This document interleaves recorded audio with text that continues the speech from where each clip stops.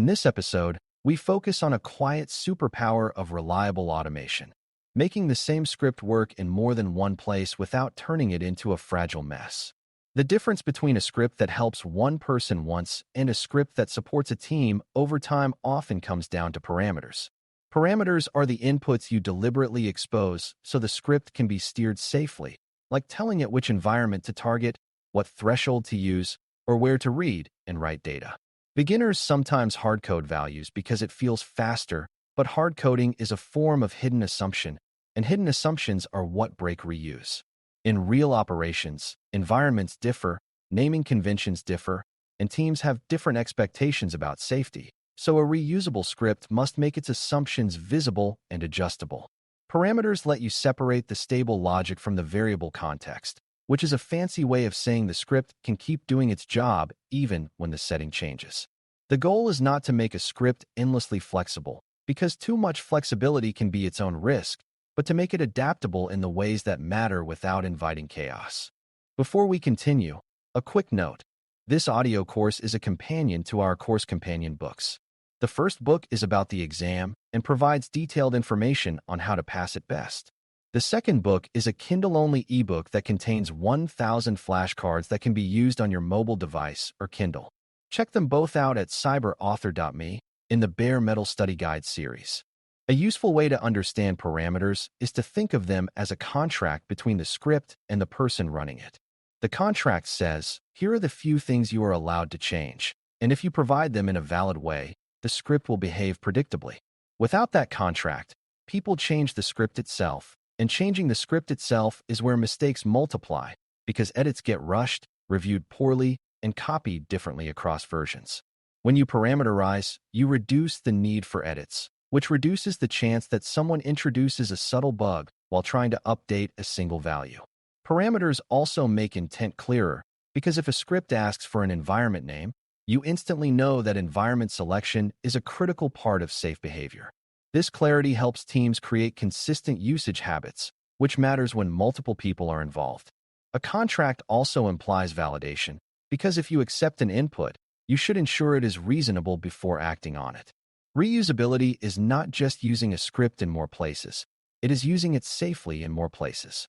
Choosing what to parameterize is a design decision, and the best choices are usually the values that change between environments or between runs.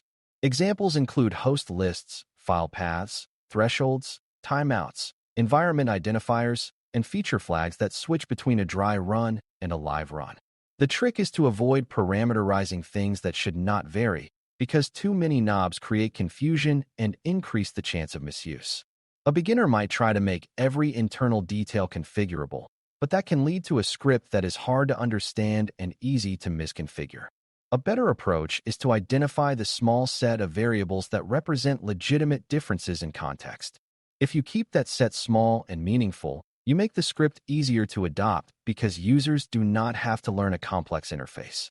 You also make it easier to validate inputs because there are fewer of them and their meaning is clearer. In operations, simple interfaces are safer interfaces. Parameters also need names that match human thinking, because reuse depends on humans being able to predict what a script will do before they run it. A parameter name should describe the meaning of the value, not the internal implementation detail. For example, a parameter called target environment is clearer than one called invid, because the first communicates intent and the second communicates a technical shorthand that might be interpreted differently by different people. Clarity matters even more across teams, because one team's shorthand can be another team's confusion. Parameter naming also benefits from consistency, meaning the same concept should be named the same way across scripts, because consistency reduces learning overhead. When teams standardize parameter names, they reduce the number of mistakes caused by people guessing. This is like road signage, where clear, consistent signs prevent wrong turns without requiring drivers to stop and think. The exam may indirectly test this by presenting options where one is clearer and less error-prone, and that clarity often signals the better operational design. Default values are another key part of parameter design, because defaults determine what happens when someone provides nothing. A reusable script should be safe by default, which usually means defaults should not cause risky actions against sensitive targets. For example, If an environment parameter is missing, a safe default might be to refuse to run or to choose a non-production environment, depending on the context. Defaults should also be predictable, meaning that two people running the script without parameters should get the same behavior rather than accidental differences. This is where hidden environment-specific assumptions can sneak in, such as relying on current working directories or relying on locally defined variables.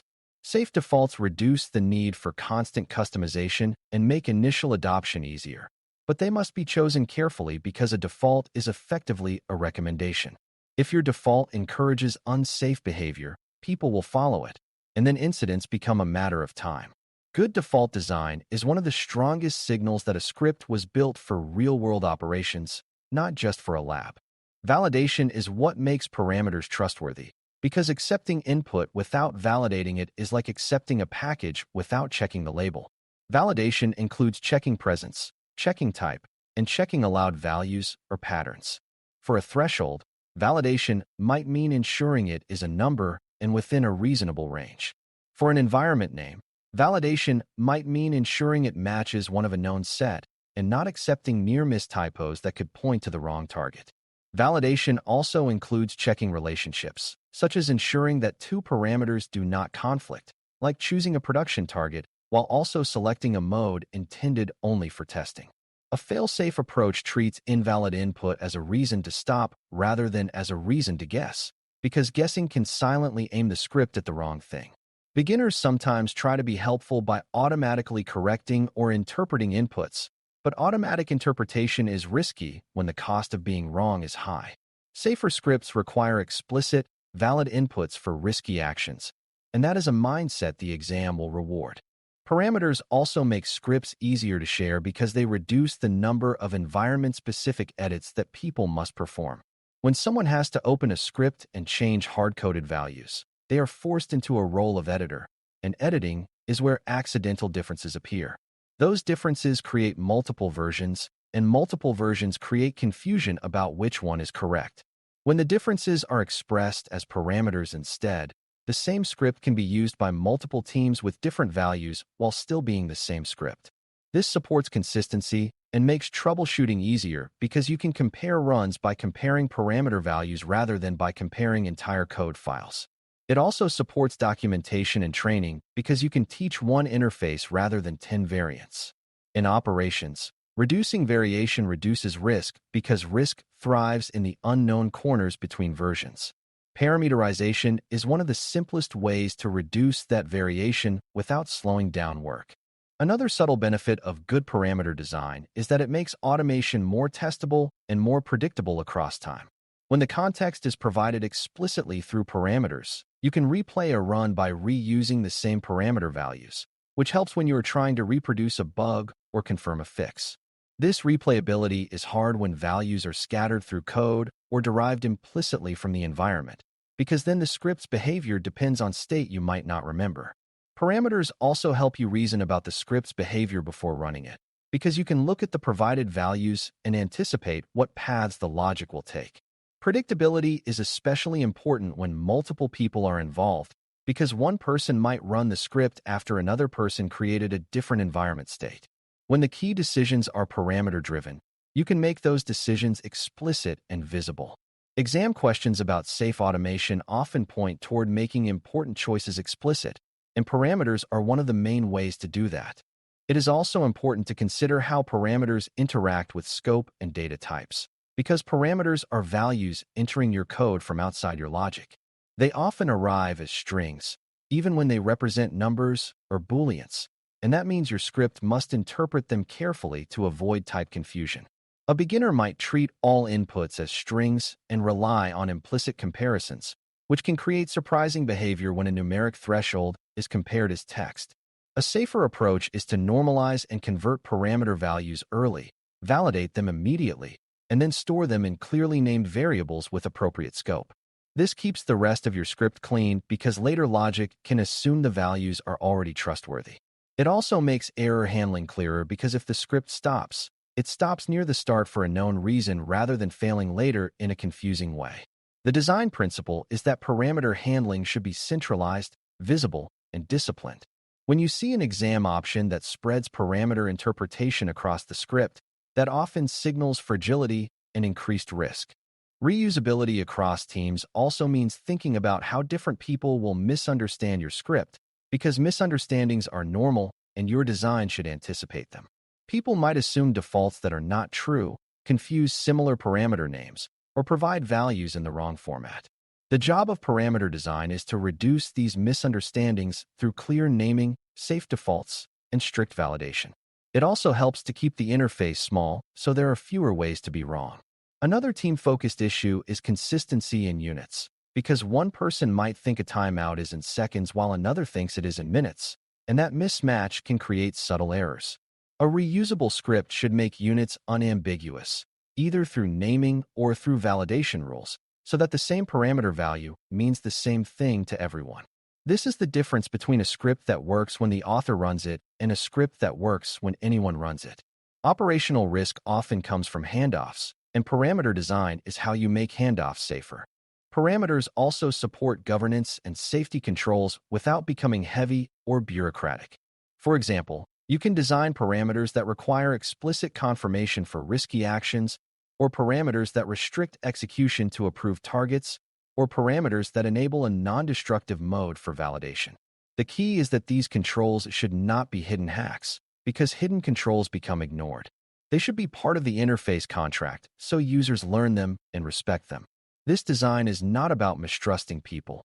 It is about acknowledging that people make mistakes, especially under time pressure. Automation amplifies actions, so small mistakes in inputs can have big effects in outputs. When you build safety into the parameter interface, you reduce the chance that a rushed run becomes an incident. On an exam, when you are choosing between designs, favor the one that makes risk decisions explicit and that reduces the chance of accidental misuse. The big takeaway is that parameter design turns scripts into tools, and tools are meant to be used by more than one person in more than one context. When you separate core logic from environment-specific values, you protect the logic from constant editing, and you protect teams from version chaos. When you choose meaningful parameters, give them safe defaults, validate them strictly, and handle them consistently, you create scripts that are easier to share, easier to troubleshoot, and safer to run. That is what reusability really means in operations. Not just the ability to run in different places, but the ability to run in different places without surprises. On exam day, you can often identify the best answer by asking which option reduces hard-coded assumptions, increases clarity, and fails safe when inputs are wrong. Those are the hallmarks of good parameter design. If you build that mindset now, the rest of automation topics will feel more connected, because you will always be thinking about how code survives handoffs across environments and teams. Thanks for listening. For more audio courses, daily newsletters, and more, please visit DailyCyber.News.